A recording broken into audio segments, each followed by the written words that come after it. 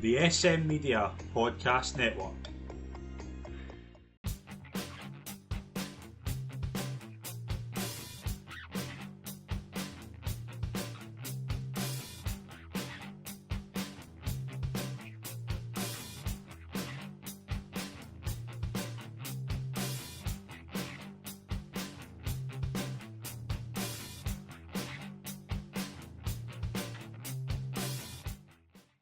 Hi folks, and welcome to the latest episode of the Celtic Report right here on SM Media. Your look at all things Celtic and another fascinating week to look back on Celtic with a lot of stuff off the field and some on the field stuff to cover.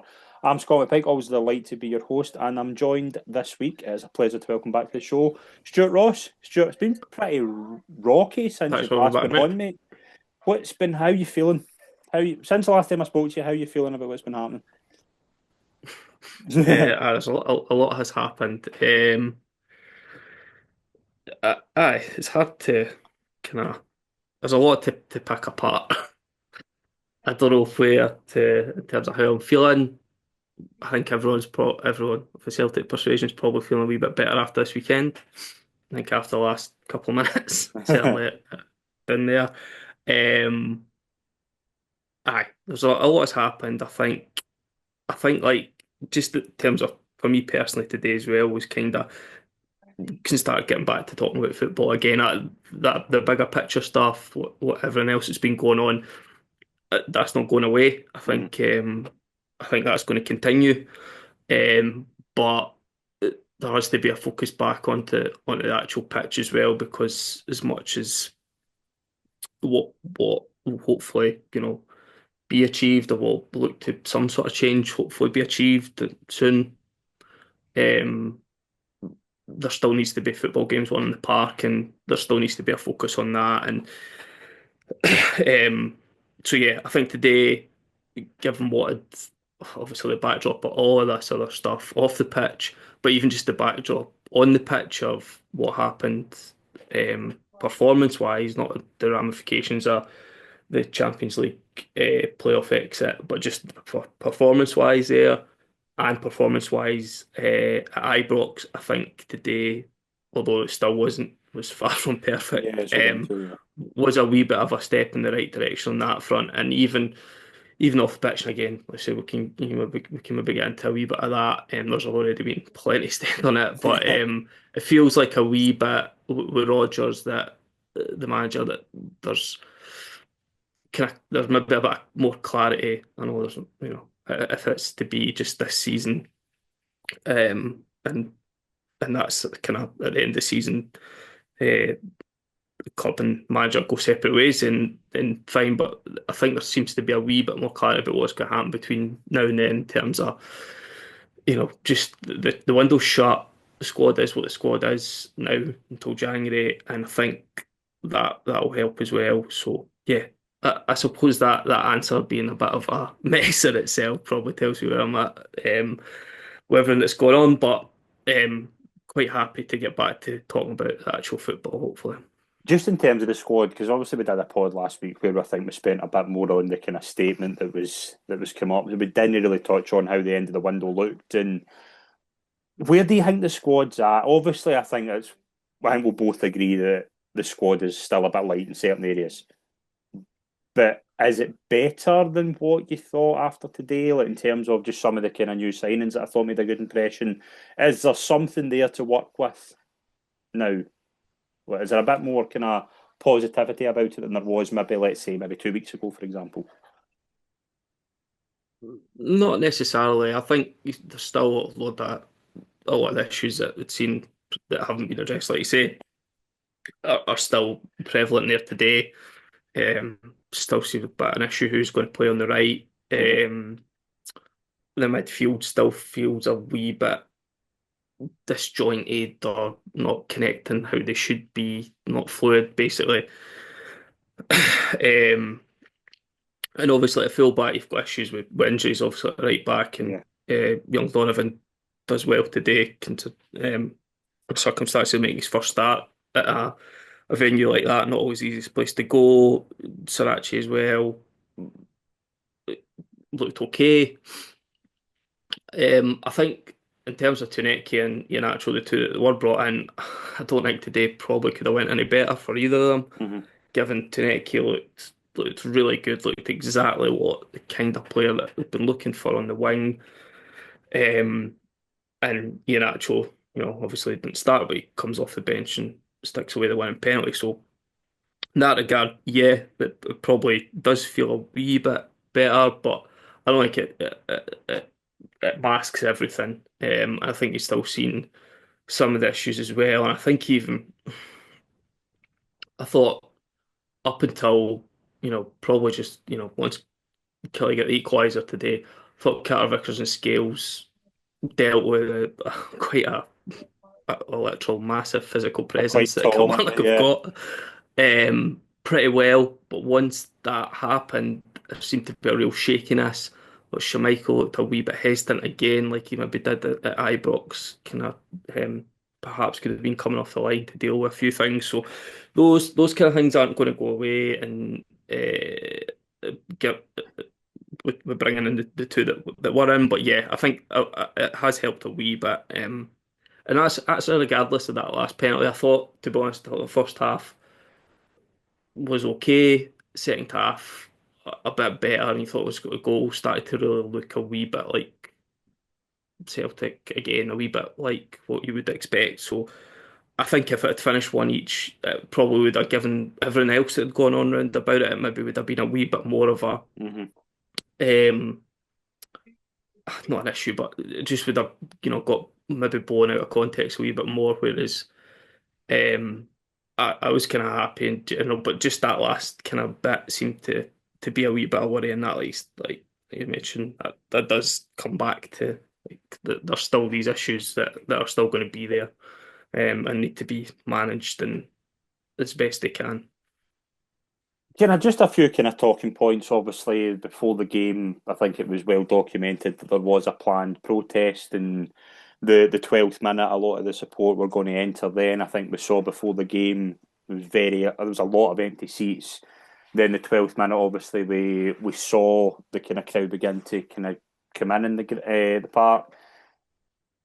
Again, does that sort of thing, like after the kind of couple of weeks we've had in terms of the kind of the nonsense statement, and we've clearly seen a vote of no confidence, we've seen a lot of the kind of fans groups getting together and kind of airing their grievances.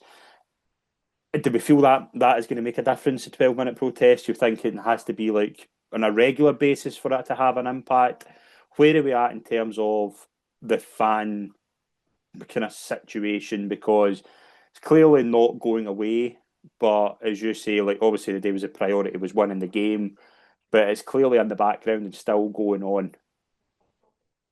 Yeah, I suppose this is obviously the first game since that, so I think a lot of these things are all going to be symbolic in their nature, not going to do in terms of that today doesn't really affect affect anything massively. Does withholding, going buying Europa League packages or not buying merchandise, all those sort of things that have been talked about.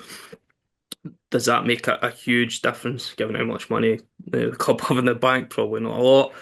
But again, these things are symbolic, and I think today, Yeah, obviously, there needed to be something. I think that there would have been a feeling that there needed to be something as a reaction to what what happened over the last few weeks or since the last played a game. So yeah, I think whether I see that thing happening regularly, I don't know how helpful to the team that would be. I suppose is because a lot of this is going to have to be obviously it's up to individuals and collectives, but trying to balance, making a point and keeping this in the keeping that momentum up with this, but not doing anything that's going to damage the team on the park. And I'm pretty sure the team on the park wouldn't want the fans in the not coming yeah, in for the first 10 minutes every single game. yeah. And Rodgers talked a wee bit about that, how they were going to have to manage that first kind of 12 minutes today. So yeah, again, totally understandable, and whether that kind of thing can go long term and the actual effectiveness of it on longer term is, um, I'm not too sure, but there'll be other ways that points can be made. And like I say, ultimately, these bigger picture things are going to take place behind closed doors, and if any meaningful change is going to come, it's probably not going to be as a result of just individual actions like today, but all those things can hopefully move in the right direction and could, like I say, keep momentum up.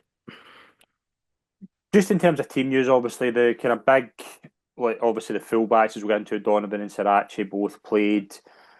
Taneki came in for his debut. I wanted to touch on that before we kind of talk about his overall impact on the game. I thought it was really good. It was a good first impression. I got a fair bit of slack a couple of weeks ago on deadline day for talking about the Taneki signing and saying that I didn't understand it. I didn't understand from what I'd saw and what I'd imagine you've seen in the kind of job you do. Taneki was seen and clearly as a left winger.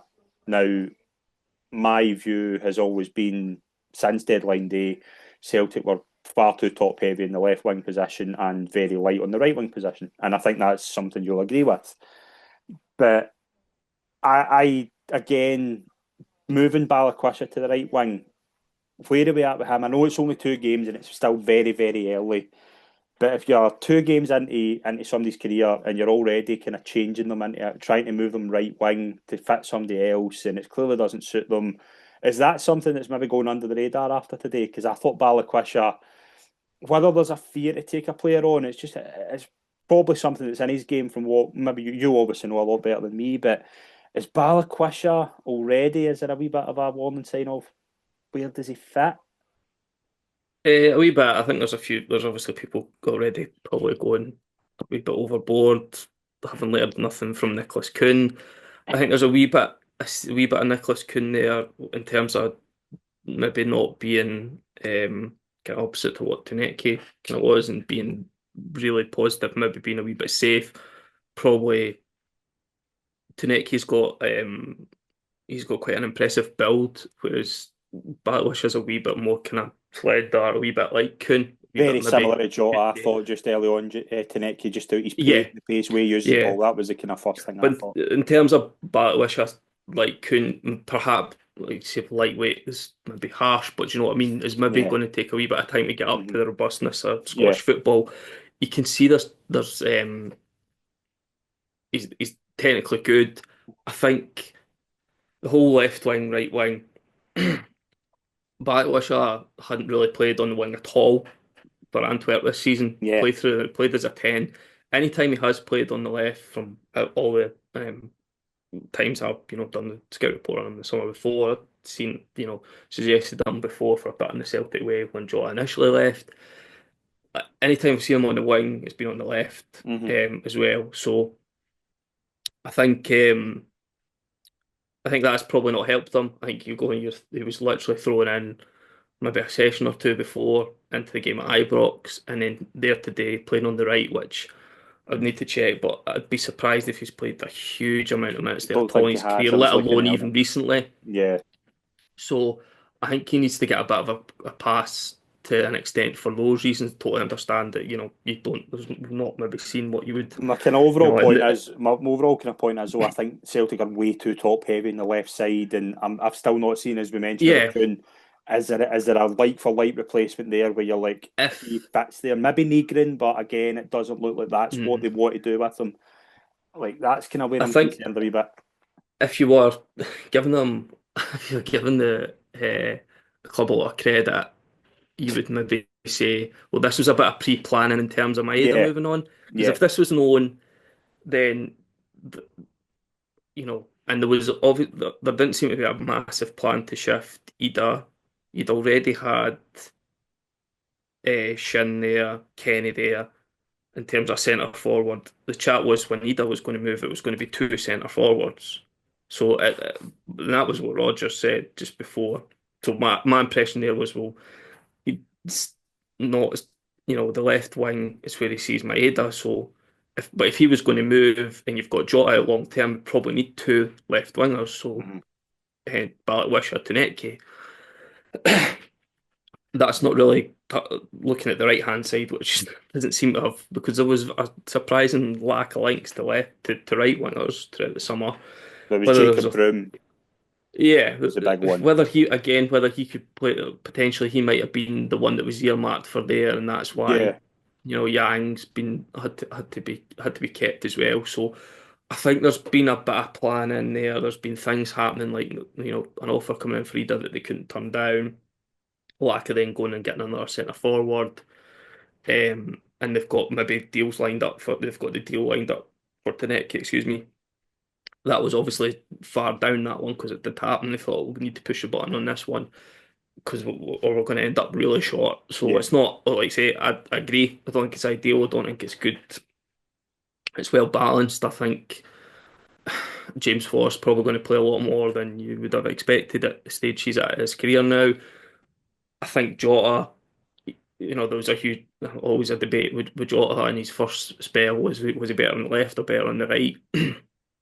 Consensus was he was better on the left, but I think he's more than good enough on the yeah. right. And obviously he's had a serious injury. He's still got a long time till he's back, even longer potentially till he's up to speed. But he would probably be at the moment. You would go based on today, which is not really ideal to base on just one game. But Taneki would be on one side and Jota would be on the other side. Would be, but how it pans out like that. And in terms of Wisher, there's also potential to maybe see him in a central area in midfield. I think, especially with the kind of issues there that again it looked a bit disjointed today. I thought Nygren looked a bit heavy legged, a bit touch wasn't there at times. Hatati again was just the same as he's been this season, just not quite at the levels he's been at. I Um, thought the whole midfield was like McGregor included. I just but the problem with that is that whether that whether it's the just the game yeah. situation or whatever, Bernardo and Engels didn't get on at all. McCowan gets on. What does that say? So I suppose just like I said, I was surprised to see Nigrin last kind of the Mhm. distance or Hatai. I think obviously that Hatai does come off. Yeah, But I think either of those two could have come off. I probably would have erred on Nigrin to be honest. But I think he did get through a lot of work off the ball. hmm And I think Rodgers obviously likes that about him. And I think going back to the wing thing, I think he can play it there, but it's not ideal for him. He's not got that pace to do that. So I think and obviously the fact it's McCowan is probably the more natural attacker out of those yeah.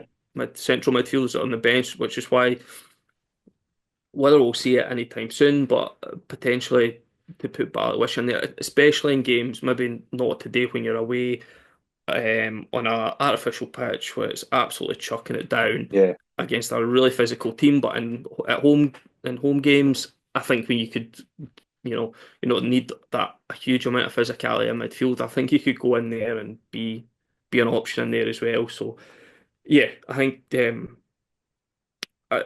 because I've been quite big on him, I'm definitely not going to be chucking him under the bus too soon. Myself, I'll stick with him until there's no other option. So, um, but yeah, I think just circumstances with him in terms of the games, in terms of where he's been played.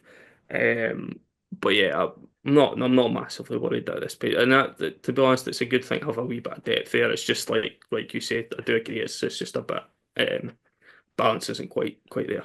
one of the things I liked about Taneki was not just that I thought his dribbling was good. I thought he's clearly get pace, but I thought defensively he was tracking back a lot. You know what I mean? I thought there was times where maybe Sarachi, as we'll get into, was maybe a bit too inside. I thought Taneki was going back a lot. I think there is something there. I just again, you potentially when Jota's fully fit, you're going to have. I don't imagine the long term plans made as a number 9. I don't think that's it. So you potentially get 4 starters in terms of value play in the left side, and then you're very kind of top heavy there and light on the right. Just obviously in terms of the Maeda leads the line, obviously been well documented since the last time you were on. He made a comment in Japanese media that he was very keen to make a move from Celtic in the summer. Obviously didn't pan out. A lot of people have argued was that maybe the reason for some kind of poor early season performances. I thought today, to his credit, I thought he kind of showed that I thought he worked hard. I thought again does really good header, and again, like, obviously the window's shut, and I think it's very unlikely. I think the majority of the other windows are shut, so I think it's very unlikely he does move until at least January. Like it's massive now to get him back fully up to speed and kind of working hard again because like we know when Maeda's fully at it, he's Celtic's probably most important player. Yeah, I think I still don't think he's absolutely ideal as a centre forward. I Yeah, think in terms of, I think today, and again, obviously, something that Rodgers mentioned himself in terms of, he's come back off international duty again, and these games are hard. And again, the fixture that it was today, a few times try to lay things off or dropping and getting involved, and that's not his natural game anyway. hmm He struggled with that a wee bit, but I think in terms of the work rate, even the last few weeks, I think it's probably still been there. I think it's probably just it's a it's probably a natural thing if you don't know where you're going to be playing, you don't know where you're going to be living, your family. Are you going to, he's got, I think, three young kids. Is he going to have to move his entire family yeah. somewhere else? And how close was that? Was it, and if that's all going on, regardless of, I don't think there's any question that at any point his commitment or his professionalism, that's got to affect you. So, and I think today, again, just like touched on at the start, with the window being shut, with not all that out the road, but some sort of, we'll have to get back to football at some point. The games on the park, I think that will have helped them today to just um, to score, obviously, and it's a really brave header as well. Not somebody who's going to just go through the motions. I don't think in terms of that. I think he'll give everything, and it's pretty passionate celebration as well, which isn't always there from him at the best in normal circumstances anyway. So I think he'll be pretty, whether it's January, that something can happen there, depending on other movement, but. Thought talking about January's transfer window was a bit too much at this point. But yeah, I think we still need to in terms of the press as well, because Iheanacho, even when he gets up to speed, I don't think he's going to give you that. I think Rodgers will look to whether it is on the left and you know to accommodate Iheanacho to the middle at times, and somebody goes over to the right, be it Taneki or whoever. Um, I think you need him. That's such a big part of what he brings, and I think even if it is just until January, if it's just to see through, then we're going to need that, especially in Europe as well. So, um, yeah, good to see him get his goal, and I think he's still a massively important player going forward. Obviously, the player that delivered the ball for Maeda was Marcelo Sarachi, who I thought again, almost saw a bit of him against Rangers. I've seen wee bits of him in kind of clips for play. I mean, he's played for some big clubs. He's played for obviously came for Boca Juniors, River Plate, Galatasaray. So he knows how big it is to play for a club. Like, do you know what I mean? He's had big club experience. I thought today one of the most interesting things where I thought he was good in possession, but he was inverting quite a lot. And that's something that I think obviously we don't really get with Tierney. Don't think Tierney's going to be risked in those types of games. Not just because of the plastic pitch. I think it is important. Somebody like Sirachi is going to play a lot of football. But I thought again, like it was probably something that when Taylor left, are we going to see the full backs in there? And I thought Sirachi certainly did that today. I thought it was very positive what I saw from him, and not just in terms of the delivery. I thought the way he was able to come in and take the ball, I thought was very good. Yeah, I think that's what you're kind of hoping for from him, that he would be able to offer a wee bit different, a wee bit closer to maybe what the kind of profile of Greg Taylor Mm-hmm. in terms of on the ball. I think a few times maybe just a bit too loose, but I think always good intentions. He was always looking to play forward. I think he took up those positions well. And yeah, like I say, linking up with Taneki as well, given this Mm-hmm. is our first start together. I think he just looked, there was probably a wee bit of rust there in general. I think he tired too, obviously. Yeah. Just obviously picks out the great ball for for the goal just before he goes off. But I think before then, Taneki, I think, slips him down the side, and he just looked like he'd ran out of gas when he tried to get the cross in. But I was just looking back, I don't think he's played Yeah. 90 minutes since maybe February. Hmm. So yeah, probably, I think he played the odd minutes with a couple whatever, but I think he's not played a huge amount of football. It kind of looked like that.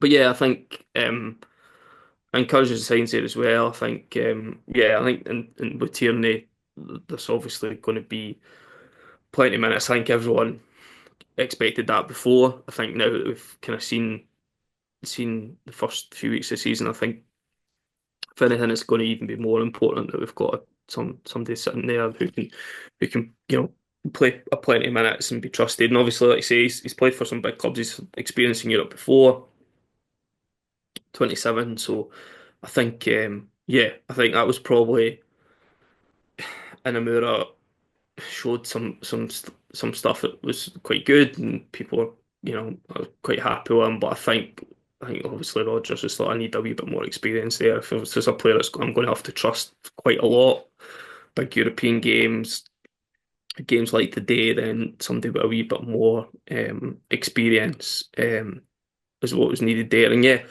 I think um, I think a pretty encouraging first start for him as well. Just obviously in terms of the kind of game, obviously the Ian Atchell comes on. Bit of an interesting kind of signing as we touched on last week, but certainly announces his arrival, scores the winning penalty. Clearly still a bit to go in terms of getting up to speed. Well, I think it's well documented, obviously. I don't think when he was at Sevilla he took care of himself as best as he possibly could. I think that's been well documented and well sought. But again, like didn't see a lot today to say that obviously he's up to speed yet. But one thing I think you can tell is he's got that kind of intelligence that you need to have at a big club to be that kind of number 9. How do we feel about that? Obviously, a big goal for him, but how do we feel about Ian Atchell kind of moving forward, being that kind of main focal point up front? Yeah, I done a bit looking at him and Taneki for Celtic the other week. I think what he's never been an out and out goal scorer. I Yeah, don't think he's ever been somebody who's really led the line either. I think he's quite often played in a, like Rodgers played him in a two at yeah, played him with times. Vardy a lot, didn't he? It's Vardy or Daka. Hmm. Um, and he seemed to be more the one that would come off and drop in to spaces and try and link. So I've seen that a wee bit at times there when he come on, he'd try and pulling out into that right space where he can open things up on his left. So whether that's exactly the kind of profile that Rodgers would want himself in a number 9, I'm not sure. But obviously he's worked with him before. If he can get enough of him doing enough of the things that, and again, I thought there was a few touches, and I think Maeda just isn't that. As much as he played there a lot, he can be effective there.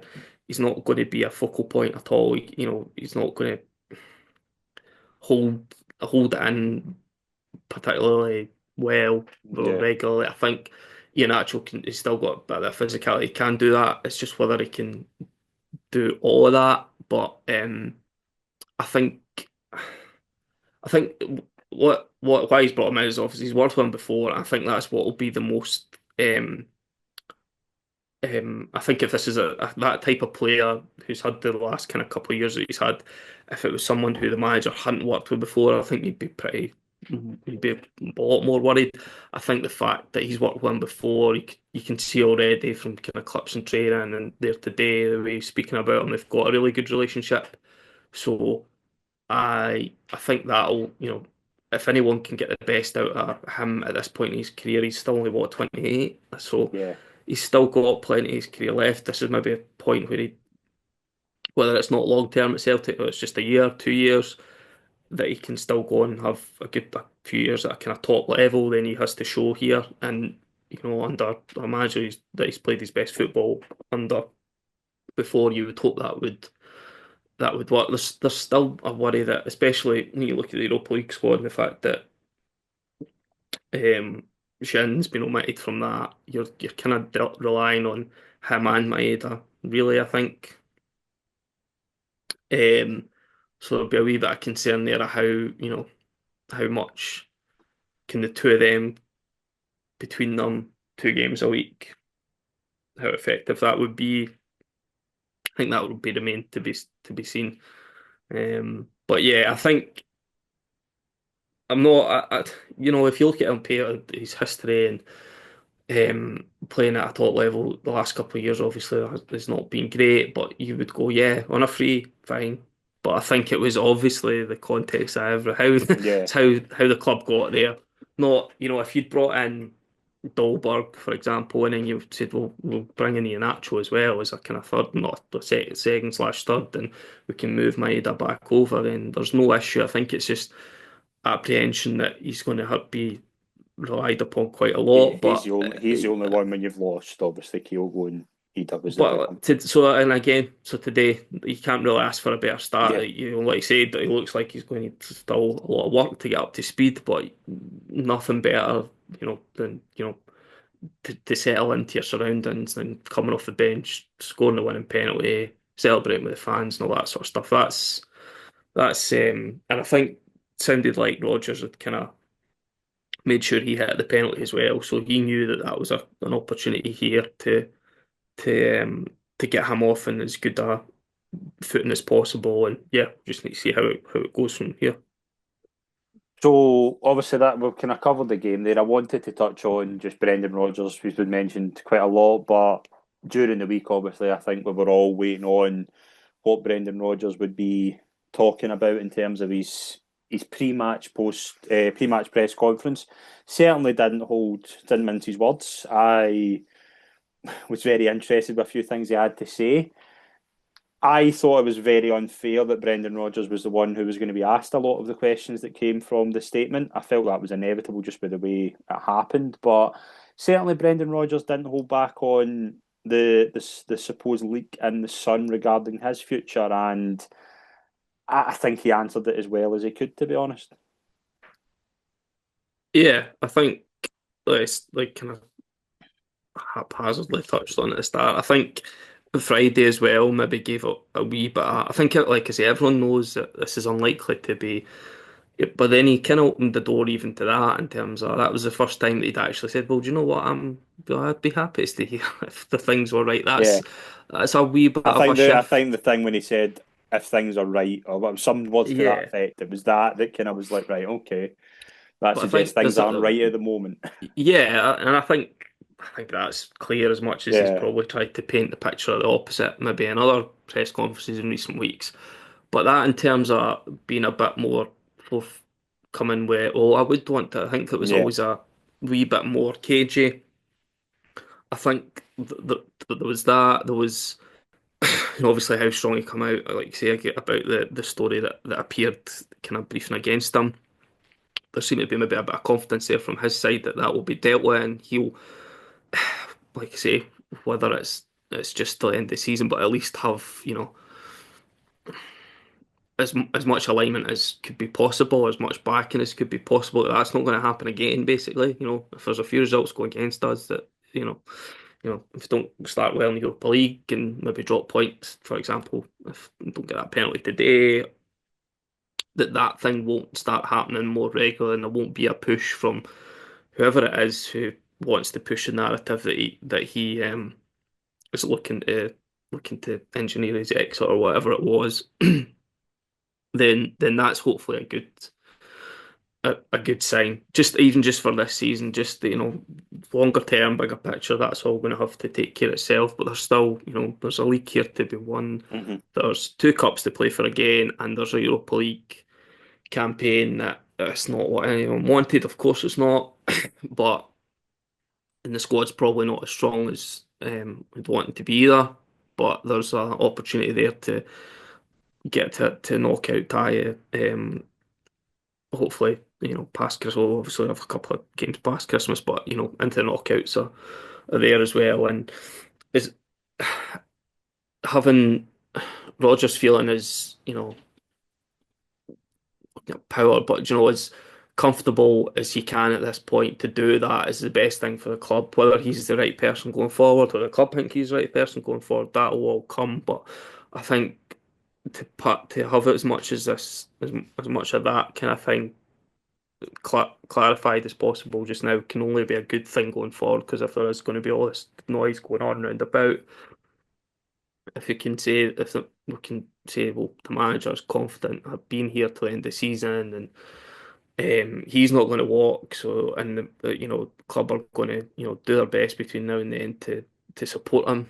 Hopefully that means in January as well, but we'll see about that. Then that's the kind of best outcome in the circumstances just now, I think. Yeah, because he was obviously asked after the game as well, just a couple of things in terms of field. He was asked about the protests. He said that obviously it's been a challenging couple of weeks, and for us, we always want to be together and we always want to be very first, that the very best we can be at the football club. And it's a challenging situation to deal with in terms of the kind of the protests. But it was asked as well. I would imagine this meeting with Michael Nicholson took place on the Friday after his press conference. I would assume that's what's happened. But he was asked about it and he said, how did your meeting with Michael Nicholson on Friday go with lines being drawn? He said, Michael's a good man. I have a very good relationship with him and Chris Mackay, because they're the guys I deal with day to day, which I found quite interesting. We all know what it is we need to assess and look at and be better at. Now, when he says about Michael Nicholson, I think we can both agree Michael Nicholson's kind of been the kind of figure that has drawn the most ire. Whether that's right or not, Michael Nicholson has been the kind of face of the board at the moment. What does that? What do you kind of take from that when he mentions? He only kind of mentions Michael Nicholson and Chris Mackay. Now we know there's more than those two on the board. Does that suggest that there's maybe a bit of a split in the board, or is that me reading too much into it, or does it suggest that that's kind of where Brendan Rodgers goes with his kind of concerns, and those two are maybe names that aren't in the kind of briefing process? I think there's a lot to unpack from that, but I'm not necessarily sure what's meant by what he Yeah, says, kind of thing. I think on Friday it was Dermot and Michael were the two Yeah, names. So again, I think there's been other occasions, be wrong here, but that when he's talked in those terms, Peter's been mentioned there as well. yeah. I think maybe, again, like you say, you might read too much into it, but the absence of his name is maybe telling, maybe not. But I think um, I think the fact that you, like I say, looked more kind of comfortable with this, again, as comfortable as things can be given everything that's going on. We don't ultimately we don't really know what's going on behind the scenes, because there's never any, Yeah. like, as even journalists have said in recent weeks, we're not getting even the same kind of access that we were getting before to the club, or not getting a lot of briefing. That I mean, that's how the piece that was in the Sun was kind of obvious, in a way, in terms of, it's And not the that kind of thing and that's been done a lot. people were speculating on that. Has that come from the board? The names Mm, involved in terms of who reported it would suggest yes, it did. aye, so that that feeds in it. But in terms of where fault lies for the transfer window, Michael Nicholson is going to take that hit because he's chief exec, and presume it's his responsibility to, once players are identified, agreed with the manager, that there's then a list, and start try, can you do a deal with them? Can you do a deal with them? If you can't do a deal with them, da da da. So that so he, but whether he's influenced by other, how much power does he have? Is he influenced by anyone else, or how much say that the other people have? Ultimately, nobody knows. So it's hard to, people then, like say, like you start filling in the blanks and coming to conclusions that are maybe not. I'm pretty sure it's not 100% what everyone thinks it is. I'm sure it'll be different, but it's hard to know ultimately what's going on behind the scenes until anyone, like you mentioned, it's for Rodgers to front up all the time to put an explanation. It's not the only manager that happens to any Yeah, football clubs that happens to. You've seen it. Like, probably another recent example would be Kilmarnock at Rangers, when there wasn't really anyone else. Kind of, I think things have changed a wee bit there in terms of that, but that side of things. But um, you know, there wasn't this is what we're not I don't think fans are expecting to be told this is our exact plan. We want this player, that player, or what. But I think we want some sort of inkling of what the direction is. And if anything, the statement just exacerbated those concerns in terms of that, things that are probably not true, i.e., danger of financial fair play rules being Yeah, broken or that kind of thing, which just seems going by well-informed people who look at football finances not to be the case. So that doesn't help things either. So, like I say, we're just getting Rodgers' side of the story. I'm sure there's others. Whether we ever get that though is unlikely. So, yeah, unfortunately, it's just going to be something that is going to go on throughout the season, I think, regardless of what does happen on the pitch. so overall, before we wrap up, are things more positive than they were maybe 3 days ago? Slightly. Yeah.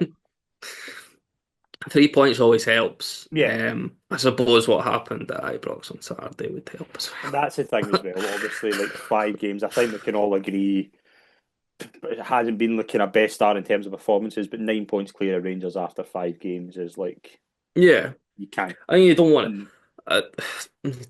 You don't want to be too focused on other teams, but had you know had Russell Martin won 3 or 4 of his mm, first five yeah, I games, think I it think there's a changes. different Yeah, things that changes the dynamic. Of course, it does. So, um, I think that'll today, obviously, didn't really even discuss the penalty. Let go into that, but Wei Jing. As you say, if you want more info on that, we do the rest view on YouTube as well, so you'll get thoughts, obviously, of former referees on that. But what do you think of I kind of wish I hadn't brought it up now because I'm not entirely convinced myself. I I was kind of the thinking that if it comes off somebody else onto your hand, if it comes off your teammate onto your hand, it's not handball. So that was kind of where I was at. His hands up, it's in a natural position, that? but because it's come off the other player, it probably shouldn't have been a penalty. Is that Yeah, correct? But then the thing that came out was the thing that was at the SFA because it was Luke Shanley had it on Sky yeah. was a deflection doesn't always negate a handball offence. But that's not exactly what the IFAB ruling actually There's says. So there's three different rules going about. My overall thoughts on it, wherein people can take this with a pinch of salt. I think the Kilmarnock defenders in an unnatural position. I think it is very unfortunate that that gets punished. Like I mm, don't think he can. Do you know what I mean? I don't think he can do anything. But again, there was some people comparing it to the Hibs St Mirren one, which had the same VAR. You can't give one and not the other. Do you know what I mean? Like it's. I mean, we saw yesterday at Ira, it's a perfect example of a handball that was clear and obvious that should have been mm, disallowed. But yeah, again, it is this uncertainty with handball that it's a penalty in some leagues and not in others. Like this can't carry on. You need a one flat out rule for the entire footballing community. You can't yeah. have that. To me is the biggest nonsense of the whole thing. I can I think see because why it's been given, but I'm also like I think it's very unfair. That's kind of where I'm at the moment with it. yeah, I think because the IFAB thing says a teammate's kick or header. It doesn't say Yeah, anything about deflecting.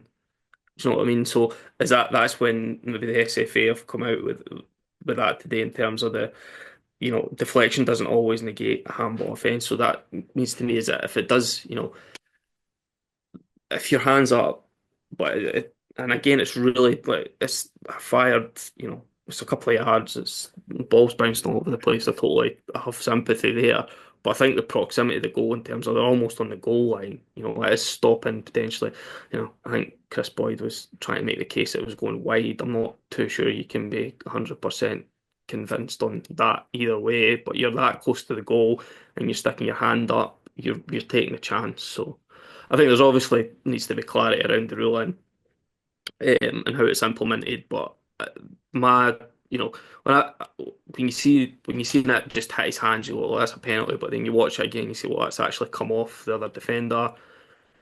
The ruling in my head, I was thinking, well, that's not going to be because it's come off him. But it was it was given. So um, yeah, it's it's one of those ones. A handball thing's just always going to be Yeah, there's no certainty something with that's that. subjective. Um, but yeah, probably fortunate on that account. But Yeah, but on that take it. note, on that note, we are going to wrap up for this week, mate. Always a pleasure to get you on. Thoroughly enjoyed talking football with you as always, mate. Thank you very much. No, that's one more, Scott. No, man. Cheers. Thank you very much. We'll see you all soon. Thank you.